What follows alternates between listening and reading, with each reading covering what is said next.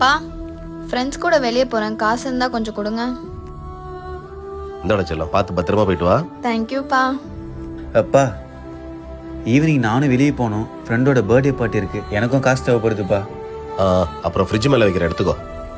அப்புறம் உங்களோட ஸ்கூட்டி வேணும்ப்பா. நான் வெளியே போறேன்னு சொன்னேன்ல, அப்பாவோட ஸ்கூட்டி எனக்கு வேணும்.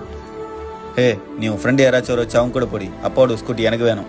இல்ல, நான் அப்பாவோட ஸ்கூட்டில தான் போவேன். எனக்கு வேணும்ன்ற. டேய், அதான் அவன் போறேன்னு சொல்றான்ல, எடுத்துட்டு போட்டு விடு. தேங்க்யூப்பா. சரிங்கப்பா.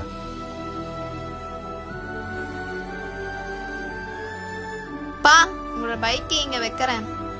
அந்த கீ என்கிட்ட கூறி, எனக்கு டைம் ஆச்சு, நான் கிளம்புறேன். டேய் இல்லடா, நான் இப்போ வெளியே போறேன். என் ஃப்ரெண்டு வினோத்தை நான் பைக் கொண்டு வர சொல்லியிருக்கேன், நீ கொஞ்சம் வெயிட் பண்ணு. சரிங்கப்பா. அண்ணே, ஏன்னா எப்போ பார் பையன்கிட்ட கோவமா பேசிட்டு இருக்கீங்க? கொஞ்சம் தன்மையா பேசலாம்ல. பையன் வேற பெரியவனா வாழ்ந்துட்டான், அப்புறம் உங்க மேல வருத்தப்பட போறானே. வேலு, உனக்கு ரெண்டுமே பொம்பளை பசங்கல்ல, அதனாலதான் அப்பாவுக்கும் பிள்ளைக்கு இருக்கிற பாண்டிங் உனக்கு இன்னும் சரியா புரியல. டேய் பாத்தியா, அப்பாக்கு உன் மேல பாசமே இல்ல, என் மேலதான் நிறைய பாசம். அப்படின்னு நீ நினைச்சுக்கிட்டு இருக்கியா? அவருக்கு உன்னை விட என் மேல தாண்டி பாசம் ரொம்ப அதிகம்.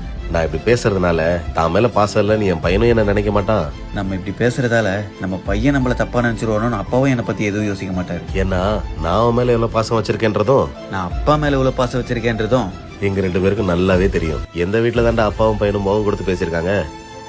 எல்லா இடத்துலயும் பையனுக்கு ஒரு தேவைன்னா அங்க அப்பா வந்து நிப்பாரு. ஆனா அதே அப்பாவுக்கு ஒரு பிரச்சனைனா அங்க பையன் வந்து நிப்பான். அது தாண்டி அப்பா புள்ள பாசம்.